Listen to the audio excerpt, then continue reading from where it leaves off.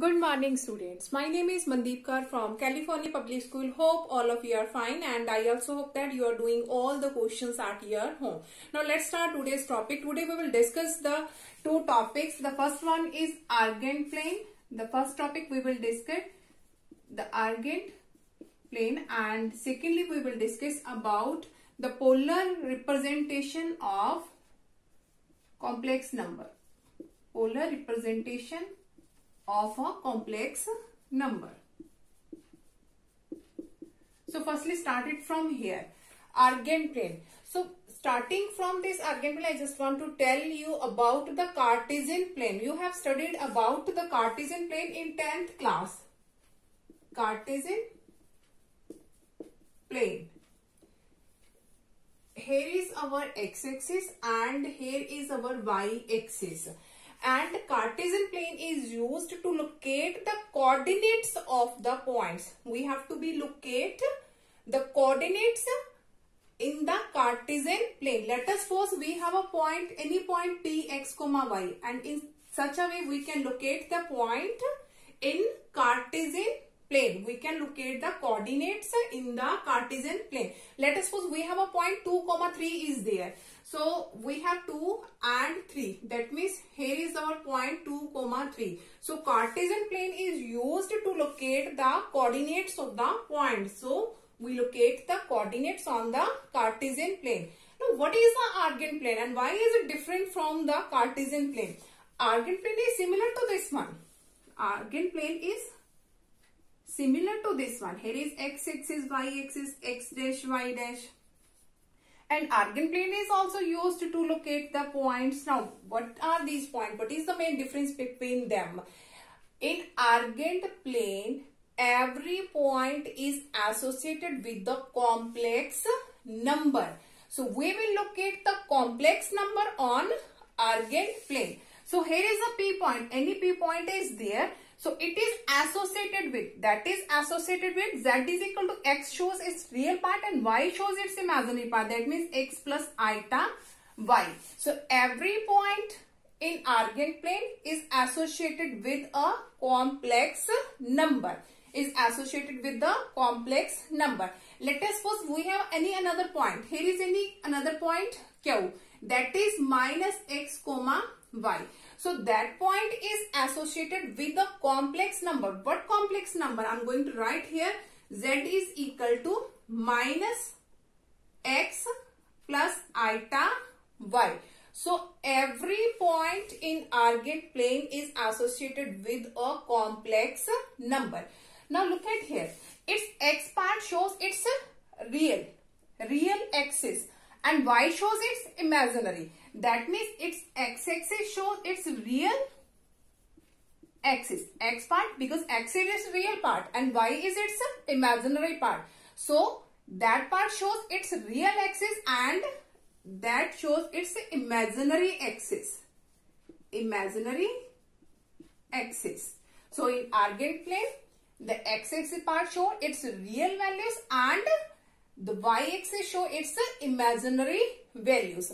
Now we will discuss about the modulus in Argand plane. Modulus in Argand plane. Now what is modulus in Argand plane? Modulus in Argand plane. Now here is our x-axis and y-axis, and let us suppose we have a point here x, y, which is associated with a complex number, x plus iota y. So x shows its real part and y shows its imaginary part. Now x, that means the distance from here to here, that is x, and y, that means this one. The distance from this to this is y. Here is distance x, here is distance y, and that is the distance from the origin. Let us suppose that is r. Now, modulus is nothing but the distance from the origin is there. So, look at here. If we have to find that r, what is the value of that r? That is a right angle triangle. So, we can use the Pythagoras theorem. That is hypotenuse square is equal to perpendicular square plus base square. So we can easily find the value of r. Hypotenuse square, that means r square is equal to perpendicular, that is y square plus x square, or we can write it r square equal to x square plus y square, that means r is equal to square root of x square plus y square. That means r is here root x square plus y square. So the value of r is nothing but the modulus of a complex number. Here is our complex number associated with this point. If I will find its modulus, that is square root of its real part square plus its imaginary part square. So firstly, r is nothing but the modulus of a complex number. Now, after that, we will discuss about the conjugate in argand plane. What is conjugate in argand plane?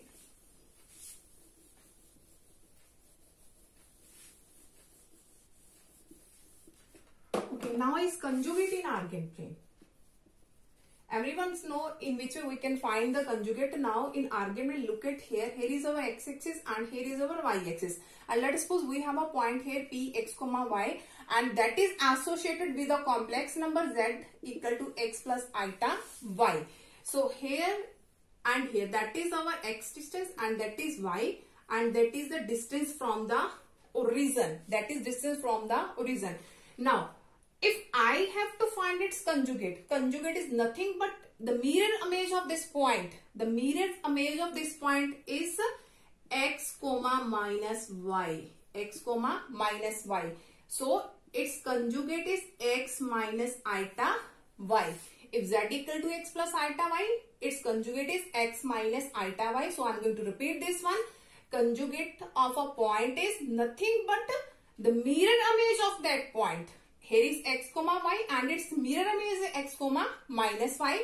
If that point is associated with a complex number z equal to x plus iota y, that means its conjugate is x minus iota y.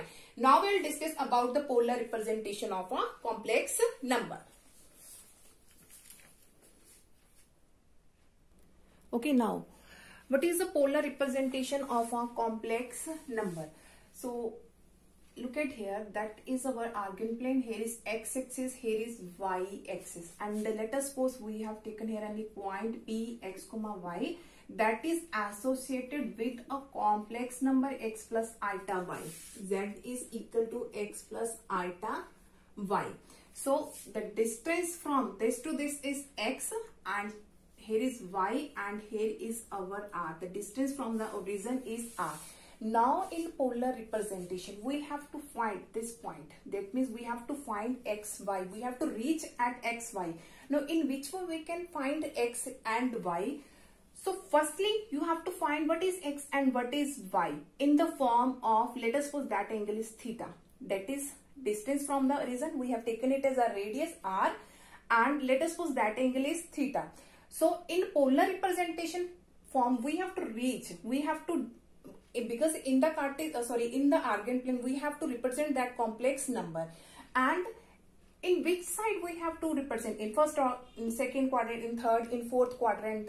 So to know about each and everything, you have to find what is r and theta. If you know to find the value of r and theta, firstly you have to find what is x and what is y. So you just have to find the value of x and y in the form of r and theta. So here, look at here. Here is our perpendicular, here is our base, and here is our hypotenuse. So base over, here is our base over hypotenuse, that is equal to cos, and I have written the angle is theta here. So base is x, hypotenuse is r, is equal to cos theta. So the value of x is r cos theta. Firstly, in polar representation form, if we have to find what is x and y, we have to find x and y in the form of r and theta, because we can easily find out, whenever we will solve the question, we can easily find out the values of r and theta. So x is equal to r cos theta. Similarly, the perpendicular and hypotenuse concept. Perpendicular over hypotenuse, that is equal to sine, and theta is here, sine theta. Now what is perpendicular? That is y. Hypotenuse is r, that is equal to sine theta. That means the value of r is y is r sine theta. So the polar representation is z is equal to, put the value of x is r cos theta plus iota, y is r sine theta. So if I will take r as a common, it becomes cos theta plus iota sine theta, which is our polar form. That is our required polar form. So in the Argand plane, if I have to reach that point, firstly I have to find the value of r and theta. Whenever I am going to explain the questions, we will also discuss some example, then you can understand it easily that in which way we can find all these concepts. So firstly, we have to find what is r, what is theta. In polar representation, we have to find two values. The first one is r and the second one is theta. And I already have explained you that r is nothing but the modulus of that complex number. We have to given any complex number and we have to represent that complex number in the polar form. R is nothing but the modulus of that complex number. Now what is theta? Theta is the argument of z. That is argument of z. So in which way we can find the values of theta? That is our main concept, that in which way we can find the values of theta. To find the values of theta, firstly you just have to find values of alpha. Find values of alpha. Now, in which way we can find the values of alpha? I'm going to rub all this one.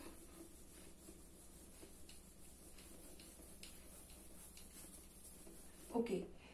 In every question we have to find the theta. Before finding theta, you have to find the values of alpha. Whenever I'm going to solve the question, I will explain what is alpha here. Here. Now firstly look at here. We have the four quadrants. Here is our first quadrant. Here is our second quadrant. Here is our third quadrant. And here is our fourth quadrant. In first quadrant, here is our x, here is y. It can be written as x dash, it can be written as y dash. In first quadrant, both are positive. X is positive, y is positive. In second, x is negative and y is positive. In third, x is negative, y is negative. In fourth, x is positive and y is negative. Now, in which way we can find the values of alpha? In first quadrant, your theta will be always equal to alpha.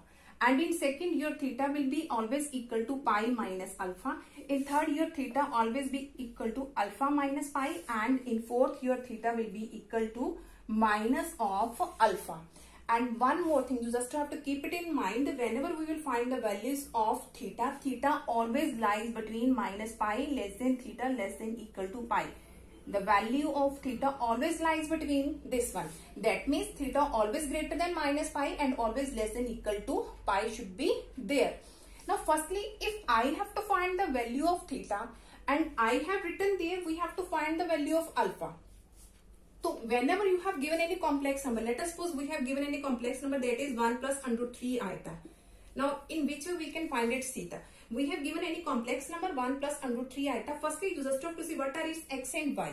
The value of x is 1 and y is under 3. X is 1, y is under 3. So you just have to see in which quadrant that particular point lie. Both are positive. That means it lies in first quadrant. It lies in first quadrant. That means in this case, your theta is always equal to alpha. And write down one more formula. Tan alpha is equal to modulus of y by x. Tan alpha is modulus of y by x. Y, that is the imaginary part. That is the imaginary part of complex number. And x is its real part. X is its real part. So to find the value of theta, firstly you have to find the value of alpha, and tan alpha is equal to modulus of y over x. Y is the imaginary part of complex number and x is its real part. So you have given any complex number, you have seen that both are positive. Both are positive. That means it lies in first quadrant. That means your theta will be same the value of that value of alpha.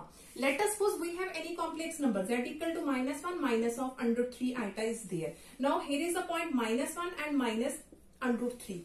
The x point is minus 1 and y point is minus under 3. Both are negative and both negative lies in the third quadrant. So in such a case, your theta will be alpha minus pi. Firstly, you have to find what is alpha. After that, you have to alpha minus pi. You have to subtract alpha minus pi and you can easily get the value of theta. Let us take some few examples that you can understand all these concepts.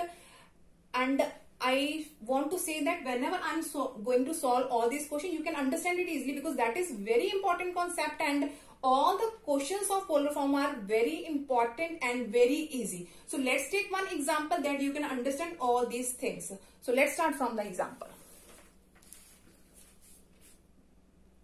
Okay, now we have to convert z equal to root 3 plus eta in polar form. So let's start from here. Firstly, write down the polar form. Z is equal to r into cos theta plus eta sin theta. That is our polar form. So put the value of z. Z is root 3 plus eta. That is equal to r into cos theta plus eta sin theta.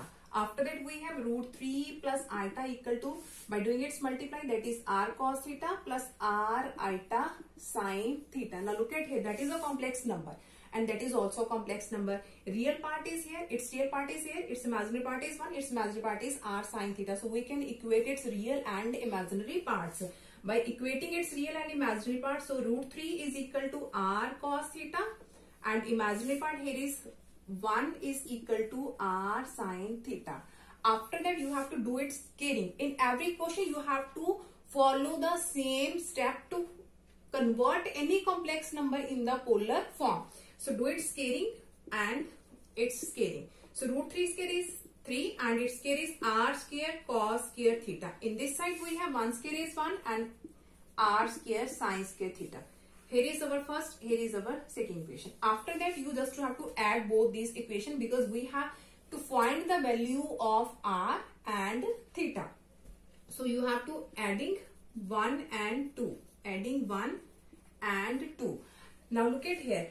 Whenever you will add left by its left side and right by its right side. So 3 plus 1, that is 4. That is 4. Now here is r square cos square plus r square sin square theta. So by taking r square as a common and here is cos square plus sin square. The value of cos square theta plus sin square theta, that is 1. So the value of r is equal to 2 because r square equal to 4, that means r equal to square root of 4, that is 2. So we have find the value of r and I have told you that the value of r is nothing but the modulus of that complex number. So look at here. If I will find its modulus, root 3 square, that is 3 plus 1 square is 1. So 3 plus 1, that is 4 square root and 4 square root is 2. So the value of r is nothing but the modulus of that particular complex number. After that, we have to find the value of theta. To find theta, if I have to find theta, firstly I have to find the value of alpha. Firstly, find alpha. And tan alpha is equal to modulus of y by x. So tan alpha is equal to modulus. Y is its imaginary part. The imaginary part, because in the standard form we have z equal to x plus eta. Y is its standard form of a complex number. X represent its real part and y represent its imaginary part. So its y is 1 and its x is root 3. So it becomes 1 by root 3. So here we have tan alpha equal to 1 by root 3. So it's a value of tan 30, that means pi by 6. 1 by root 3, it's the value of tan 30 degrees. So tan pi by 6 is there.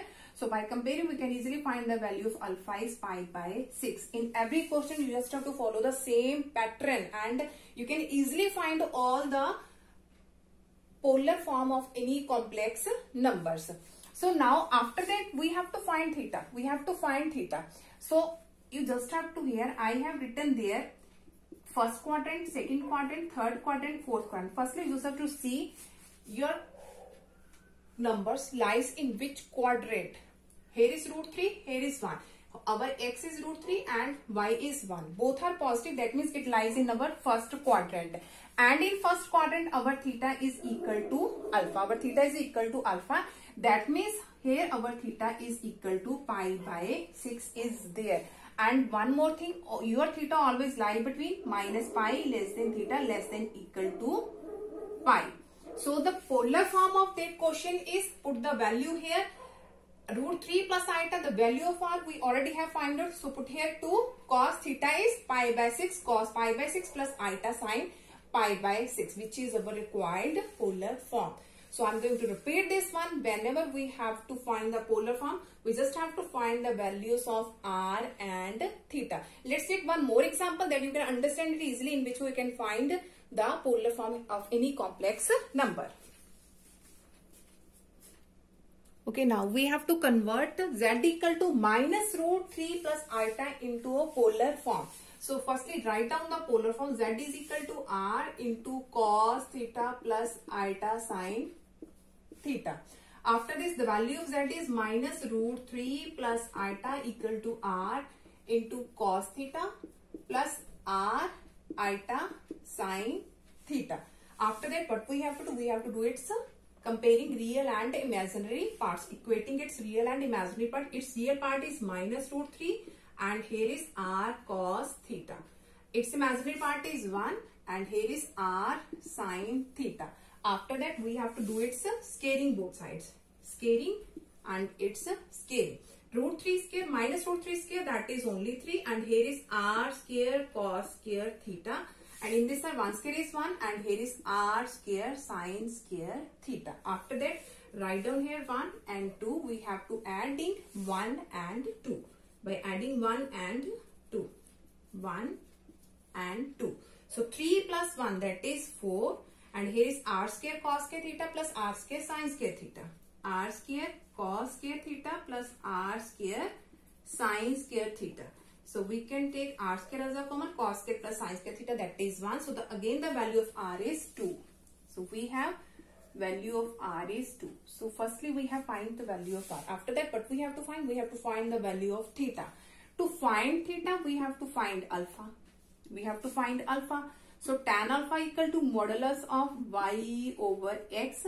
So tan alpha is equal to, the value of y is 1 and x is minus root 3. So 1 over minus root 3. And if I will take its modulus, it becomes positive 1 over root 3. This modulus is there. So we can write 1 over root 3. And again its value is tan pi by 6. Tan pi by 6. So again the value of alpha is pi by 6. Now to find theta, we have to see in which quadrant the point lies. In which quadrant the point lies. So I am going to show here. Here is our first quadrant, here is second, here is third, here is our fourth quadrant. So our point is minus root 3 and positive 1 is there. X is negative, Y is positive. So it lies in second quadrant. X negative and Y positive. That lies in second quadrant. And in second quadrant, our theta is equal to pi minus alpha. Our theta is equal to pi minus alpha. So here we have theta is equal to pi minus alpha. So the value of theta is pi minus alpha. We already have find, that is pi by 6. So our theta is equal to 6 is LCM. 6 pi minus pi, that is 5 pi by 6. That is the value of theta, and you can check it lies between minus pi less than theta less than equal to pi. Okay. So our polar form is, what is our polar form? Minus root 3. I am going to write here our polar form is equal to, the value of r is, you have to put here 2, and cos theta is pi by 6 cos 5 pi by 6, sorry, plus r, the value of r I have taken it, if I have taken it a common here. So in this way you have to write this one, 5 pi by 6 plus iota, and sine, here is 5 pi by 6, which is our polar form. Hope so that all of you have been cleared about in which way we have to find the polar form of a complex number. Now for tomorrow we will discuss a few questions regarding this one, and I think we will discuss some more questions of polar form that you can understand it easily, in which way we have to convert a complex number into a polar form. Thank you so much everyone.